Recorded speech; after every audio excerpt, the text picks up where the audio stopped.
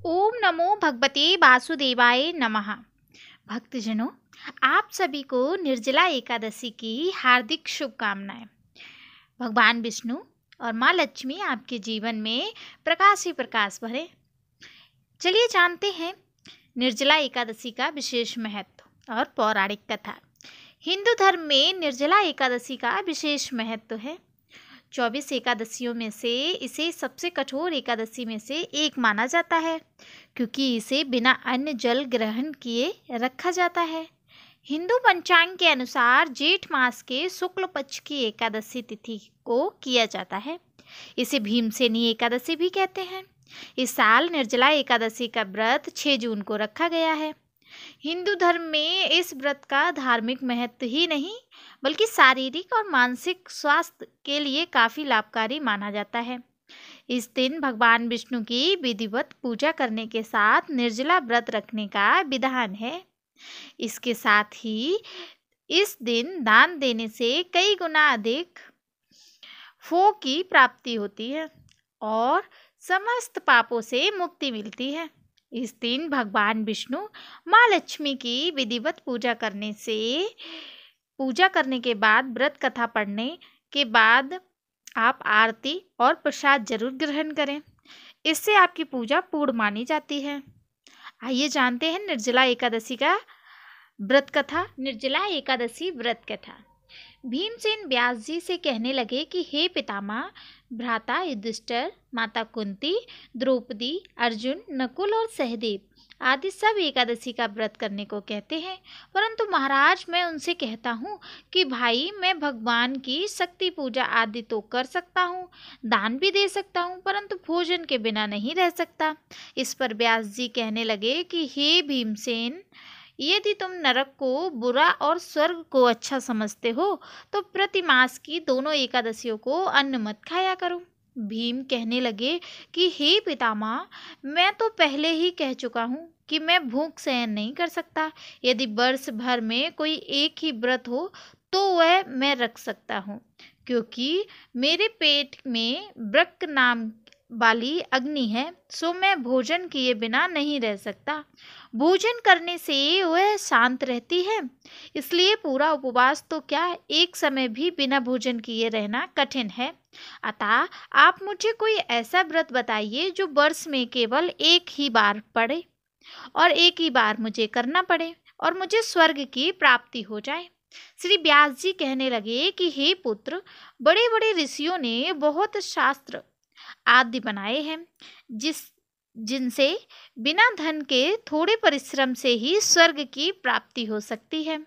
इसी प्रकार शास्त्रों में दोनों पक्षों की एकादशी का व्रत मुक्ति के लिए रखा जाता है। व्यास जी के वचन सुन भीमसेन नरक में जाने के नाम से भयभीत हो गए और कांपकर कहने लगे कि अब मैं क्या करूं। मास में 2 व्रत तो मैं कर नहीं सकता, हाँ वर्ष में एक व्रत करने का प्रयत्न अवश्य कर सकता हूँ। अतः वर्ष में एक दिन व्रत करने से यदि मेरी मुक्ति हो जाए तो ऐसा कोई व्रत बताइए। यह सुनकर व्यास जी कहने लगे कि हे वृषभ और मिथुन की संक्रांति के बीच जेठ मास की शुक्ल पक्ष की जो एकादशी आती है उसका नाम निर्जला है। तुम उस एकादशी का व्रत करो। इस एकादशी के व्रत में स्नान और आचमन के सिवा जल वर्जित है। आचमन में 6 मास से अधिक जल नहीं होना चाहिए, अन्यथा वह मद्यपान के सदृश हो जाता है। इस दिन भोजन नहीं करना चाहिए, क्योंकि भोजन करने से व्रत नष्ट हो जाता है। यदि एकादशी को सूर्योदय से लेकर द्वादशी के सूर्योदय तक जल ग्रहण ना करें तो उसे सारी एकादशियों के व्रत का फल प्राप्त होता है। द्वादशी को सूर्योदय से पहले उठकर स्नान आदि करके ब्राह्मणों को दान आदि देना चाहिए। इसके पश्चात भूखे और सत्पात्र ब्राह्मण को भोजन कराकर फिर आप भोजन कर लेना चाहिए। इसका फल पूरे वर्ष की संपूर्ण एकादशियों के बराबर होता है। व्यास जी कहने लगे कि हे भीमसेन, यह मुझको स्वयं भगवान ने बताया है। इस एकादशी का पुण्य समस्त तीर्थों और दानों से अधिक है। केवल एक दिन मनुष्य निर्जला रहने से पापों से मुक्त होता है। जो मनुष्य निर्जला एकादशी का व्रत करते हैं उनकी मृत्यु के समय यमदूत आकर नहीं घेरते, वरन भगवान के पार्षद उसे पुष्पक विमान में बिठाकर स्वर्ग को ले जाते हैं। अतः संसार में सबसे श्रेष्ठ निर्जला एकादशी का व्रत है, इसलिए यत्न के साथ इस व्रत को करना चाहिए। उस दिन ओम नमो भगवते वासुदेवाय मंत्र का उच्चारण करना चाहिए और गोदान करना चाहिए। इस व्रत को करने से सभी के पापों का नष्ट होता है। व्यास जी की आज्ञा अनुसार भीमसेन ने इस व्रत को किया, इसलिए इस एकादशी को भीमसेनी या पांडव एकादशी भी कहते हैं। निर्जला व्रत करने से पूर्व भगवान से प्रार्थना करें कि हे भगवान, आज मैं निर्जला व्रत करता हूँ, दूसरे दिन भोजन करूँगा। मैं इस व्रत को श्रद्धा पूर्वक करूँगा, अतः आपकी कृपा से मेरे सब पाप नष्ट हो जाएं। इस दिन जल से भरा हुआ घड़ा वस्त्र से ढककर स्वर्ग सहित दान करना चाहिए। जो मनुष्य इस व्रत को करते हैं उनको करोड़ फल सोने के दान का फल मिलता है, और जो इस दिन यज्ञ आदि करते हैं उनका फल तो वर्णन ही नहीं किया जा सकता। इस एकादशी के व्रत से मनुष्य विष्णु लोक को प्राप्त होता है। जो मनुष्य इस दिन अन्न खाते हैं वे चांडाल के समान होते हैं, वे अतः नरक में जाते हैं। जिनसे निर्जला एकादशी का व्रत किया है वह चाहे ब्रह्मा हत्या हो या मद्यपान करता हो, चोरी की हो या गुरु के साथ द्वेष किया हो, मगर इस व्रत के प्रभाव से स्वर्ग ही जाता है। ही कुंती पुत्र, जो पुरुष या स्त्री श्रद्धा पूर्वक इस व्रत को करते हैं उन्हें अग्रलिखित कर्म करने चाहिए। प्रथम भगवान का पूजन, फिर गोदान, ब्राह्मणों को मिष्टान व दक्षिणा देनी चाहिए तथा जल से भरे कलश का दान अवश्य करना चाहिए। निर्जला के दिन अन्य वस्त्र, उपाहन आदि का दान भी करना चाहिए। जो मनुष्य भक्ति पूर्वक इस कथा को पढ़ते हैं अथवा सुनते हैं उन्हें निश्चय ही स्वर्ग की प्राप्ति होती है। भक्तजनों, इस प्रकार भीमसेनी एकादशी की कथा संपूर्ण होती है। अगर आप सभी ने सच्चे मन और श्रद्धा भाव से इस कथा का श्रवण किया है तो प्रेम से बोलेंगे भगवान श्री हरि, भगवान विष्णु की जय, माता लक्ष्मी की जय। ओम जय जगदीश हरे, स्वामी जय जगदीश हरे।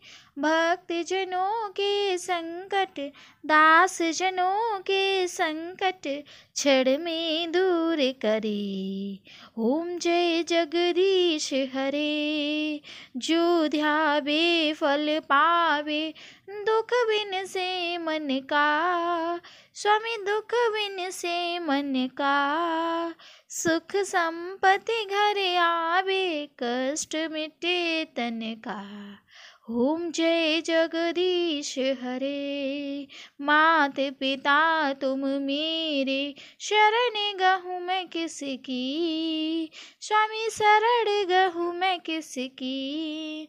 तुम बिन और न दूजा, प्रभु बिन और न दूजा, आश करूँ मैं किसकी। ओम जय जगदीश हरे। तुम पूर्ण परमात्मा, तुम अंतर्यामी, स्वामी तुम अंतर्यामी। पार ब्रह्म परमेश्वर, तुम सबके स्वामी। ओम जय जगदीश हरे। तुम करुणा के सागर, तुम पालन करता, स्वामी तुम पालन करता। मैं मूरख खल कामी, मैं सेवक तुम स्वामी, कृपा करो भरता। ओम जय जगदीश हरे। तुम हो एक अगोचर, सबके प्राणपति, स्वामी सबके प्राणपति। किस विध मिलूं दया में, तुमको मैं कुमति। ओम जय जगदीश हरे। दीन बंधु दुख हरता, तुम ठाकुर मेरे, स्वामी तुम रक्षक मेरे। अपने हाथ उठाओ, अपनी शरण लगाओ, द्वार पड़ा तेरे, ओम जय जगदीश हरे। विषय विकार मिटाओ, पाप हरो देवा, स्वामी कष्ट हरो देवा। श्रद्धा भक्ति बढ़ाओ, संतन की सेवा, ओम जय जगदीश हरे। तन मन धन सब कुछ है तेरा, स्वामी सब कुछ है तेरा।